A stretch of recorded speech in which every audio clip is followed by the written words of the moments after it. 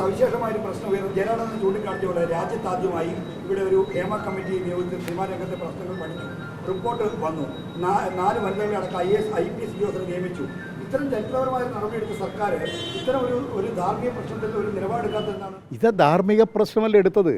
മുകേഷിൻ്റെ നേരെ ജാമ്യമില്ലാത്ത വകുപ്പ് വെച്ച് കേസ് രജിസ്റ്റർ ചെയ്തില്ലേ? ഞാൻ നിങ്ങളിപ്പോൾ പറയുന്നത് ആ കാര്യങ്ങളല്ല. നിങ്ങളിപ്പോൾ പറയുന്നത് വ്യത്യസ്തമായ കാര്യമാണ്. ഞാനതിനാ പറഞ്ഞത് സിനിമയുമായി ബന്ധപ്പെട്ട കാര്യങ്ങൾ കർക്കശമായ നിലപാട് സ്വീകരിച്ചു. അത് സംരക്ഷിക്കാനും നല്ല നിലപാടാണ് സ്വീകരിക്കുന്നത്. ഒരു കാര്യം നമ്മളെല്ലാം ശ്രദ്ധിക്കേണ്ടത്, നമ്മുടെ കേരള സംസ്കാരത്തെയും കേരളത്തിൻ്റെ കലയെയും സിനിമയെയും അപകീർത്തിപ്പെടുത്തി സമൂഹത്തിൻ്റെ മുമ്പിൽ ലോകത്തിൻ്റെ മുമ്പിൽ നമ്മെ ഇടിച്ചു താഴ്ത്തരുത്. അതേ അവസരം തെറ്റ് ചെയ്തവർക്ക് നേരെ കർക്കശമായ നടപടി ഗവൺമെൻറ് സ്വീകരിക്കും. ഈ നിലപാടുകളാണ് ഞാൻ ചോദിക്കുന്നത്. നിങ്ങൾ ഈ പറയുന്നതിന് മുൻപ് നിങ്ങൾ ചെയ്യേണ്ടത്, ഇതിനു മുമ്പ് 2 MLA ഇവിടെ കിടക്കല്ലേ? ഇത് 3ാമത്തെ പ്രശ്നമാണ്. അത് വേറെ വിഷയമാണ്. അത് നിയമസാമാജികരെന്നുള്ള നിലയിലുള്ള പ്രശ്നമാണ്. ഇപ്പോൾ സിനിമയുമായി ബന്ധപ്പെട്ട കാര്യത്തിൽ ശക്തമായ നടപടി സ്വീകരിച്ചു. ഇനി MLA എന്നുള്ള നിലയിലാണെങ്കിൽ നിങ്ങൾ ചെയ്യേണ്ട കാര്യം എല്ലാവർക്കും ഒരേപോലെ ബാധകമാണ്. ഇത് ഞാനിപ്പോൾ നിങ്ങളുടെ രാജിയുടേതല്ലല്ലോ ഇപ്പോഴത്തെ പ്രശ്നം.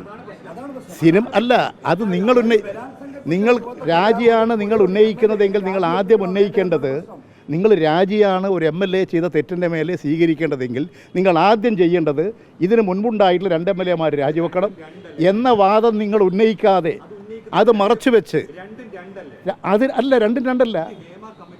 ഇത് ഹേമ കമ്മിറ്റിയുടെ റിപ്പോർട്ടിൻ്റെ അടിസ്ഥാനത്തിലല്ല. ഹേമ കമ്മിറ്റി റിപ്പോർട്ടിൽ അതിൻ്റെ അടിസ്ഥാനത്തിലല്ല ഇപ്പോൾ കേസ്, വെളിപ്പെടുത്തലിൻ്റെ അടിസ്ഥാനത്തിലാണ്. ഈ ഹേമ കമ്മിറ്റി റിപ്പോർട്ട് തന്നെ കേരളത്തിൻ്റെ ചരിത്രത്തിലെ ഏറ്റവും ഉയർന്ന നിലപാട് സ്വീകരിച്ചത് കൊണ്ടാണ്. ആ കമ്മിറ്റി മുമ്പാകെ തന്നെ 2 കാര്യങ്ങൾ പറഞ്ഞിട്ടുണ്ട്, തുറന്ന് കാര്യങ്ങൾ പറഞ്ഞിട്ടുണ്ട് സ്ത്രീകൾ നടിമാർ.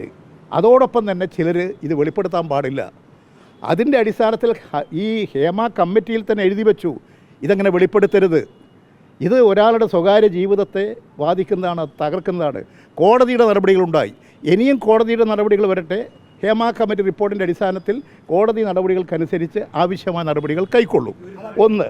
രണ്ടാമത്തത്, കേരളത്തിൻ്റെ ചരിത്രത്തിൽ MLA പ്രശ്നമാണെങ്കിൽ എല്ലാ MLA ഈ നിയമങ്ങളും ചട്ടങ്ങളും ഒക്കെ ബാധകമാണ്. അതിൻ്റെ അടിസ്ഥാനത്തിൽ ഏറ്റവും ശരിയായിട്ടുള്ള നിലപാട് കമ്മ്യൂണിസ്റ്റ് പാർട്ടി മാർക്സിസ്റ്റ് സ്വീകരിക്കും.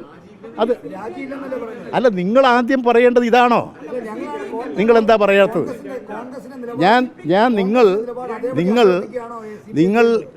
നിങ്ങളിപ്പോൾ ചെയ്തുകൊണ്ടിരിക്കുന്ന ഈ കാര്യം ഈ ഇരയെ രക്ഷിക്കാനല്ല, വേട്ടക്കാരനോടൊപ്പമാണ്. അതുകൊണ്ടാണ് ഞാൻ പറയുന്നത്, എന്തുകൊണ്ട് നിങ്ങൾ ഇതിന് മുമ്പ് 2, ഇത് 3ാമത്തത്, 2 അങ്ങ് രാജിവെച്ചാൽ 3ാമത്തെ രാജിയാവും. നിങ്ങൾ അതിനെ പറ്റി പറയൂ.